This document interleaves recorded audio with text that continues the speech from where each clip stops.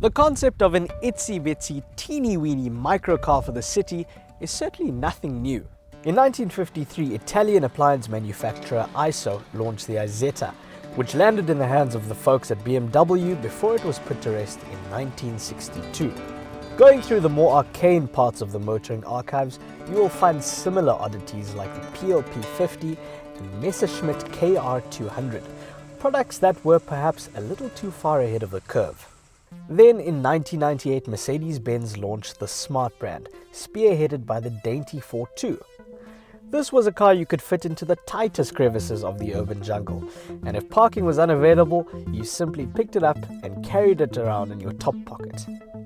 While the for2 was supplemented by the Smart Roadster and for4, the brand's hype in South Africa was short-lived.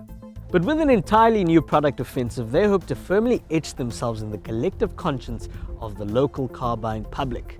We're in the Western Cape and we're going to find out if there's any real intelligence behind this new smart duo. Let's start our evaluation with the bigger of the pair, the new for4, which is poised to account for the biggest chunk of sales between the two. If you were thinking that this is a shrunken Mercedes-Benz in the same way that a Mini seems like an aspirational BMW, you're wrong. The for4 is actually based on the Renault Twingo. I don't think that's a particularly bad thing because the French have always been good at making competent, compact cars, and this makes use of what little space it has quite nicely. Of course, it's sprinkled quite liberally with Smart's unique aesthetic language, so you'll never be able to tell that it arose from something as boring and pragmatic as an automotive joint venture. The interior gives up any pretenses that this is an authentic German product, however. Eagle-eyed shoppers will spot the Renault components, like the gear lever, door handles, and much of the switchgear, so this will be a disappointment if you're expecting something with a premium air. But maybe we should remember that this product aims to offer cheerful motoring at a keen price.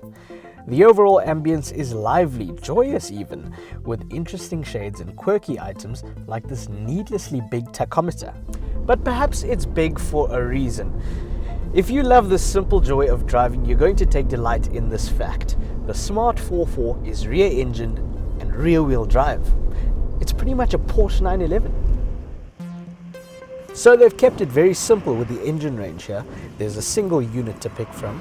That's a 3-cylinder 999cc mill serving up 52 kilowatts and 91 newton meters of torque. That's mated to a good old 5-speed manual transmission. So this little engine is quite peppy as well, but we must remember that we're at the coast. I'd be quite interested in seeing how it fares up at Johannesburg's altitudes. In July, buyers will have the choice of a 6-speed dual-clutch automatic transmission paired with an 898cc turbocharged engine. So what are the rivals to the Smart for4? Well, you're looking at the Opel Adam, Mini 1, Volkswagen Up, Citroen C1 and Toyota Aygo. If you're going to compare it to the Opel Adam and the Mini 1, I think the Smart falls short. It just doesn't feel as sturdy and accomplished. That said, it is quite a lively little thing to pilot. It's fun and grin-inducing, I suppose.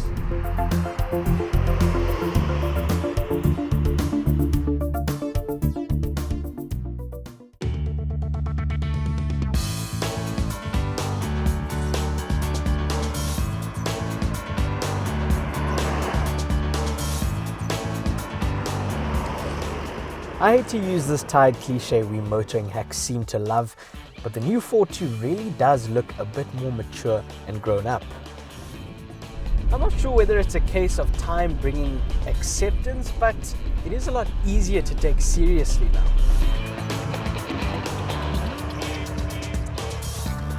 The interior is nearly identical to that of the for4, obviously save for the additional rear length. It's quite cozy in here, especially since the cameraman Jonathan's arm is touching mine very assuringly.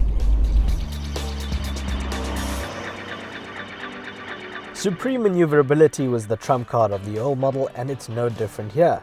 It's still as nimble as a church mouse. But how does it feel on the open road? Surprisingly grown up. Again, it's matured. And to quell any sensations that a stiff wind will blow your Smart over, Smart has endowed their new product with a feature called Crosswind Assist, which uses braking intervention to keep the car on track. It's active from 80 kilometers an hour. Once again, I've got a 3-cylinder normally aspirated engine behind me, providing fizzy performance and a charming soundtrack. Now, of the two cars that I've driven today, I must say that I'm more impressed with the little for2. It really feels accomplished on the road. It's a lot more refined than you would expect when you look at its diminutive exterior, and it's a huge leap over the old one, which was truly woeful. Despite its diminutive size, the old for2 was a relatively safe car, earning a 3-star Euro NCAP rating when it was new, thanks to innovations like a reinforced safety cell. Both of these new models scored an acceptable 4-star adult occupant safety rating. Now here's where it gets really interesting. The for2 and for4 are really keen to make a dent on the market, and the pricing reflects this. Things start off at a rather reasonable 174,900 Rand for the base for2. But get this, the more substantial for4 only demands an extra 5,000 Rand. Even if you break the bank and go for the normally aspirated manual top-grade for4 Proxy, you'll pay 212,400 Rand. But you should remember that Mercedes-Benz is Smart's parent after all, so there is quite an extensive list of options and extras to play with. Still, if you show some restraint, the final amount won't look too bad. The new for2 and for4 are endearing little cars with heaps of spunk and charisma, and Smart's surprisingly competitive pricing will undoubtedly play a huge role in reigniting interest around the brand.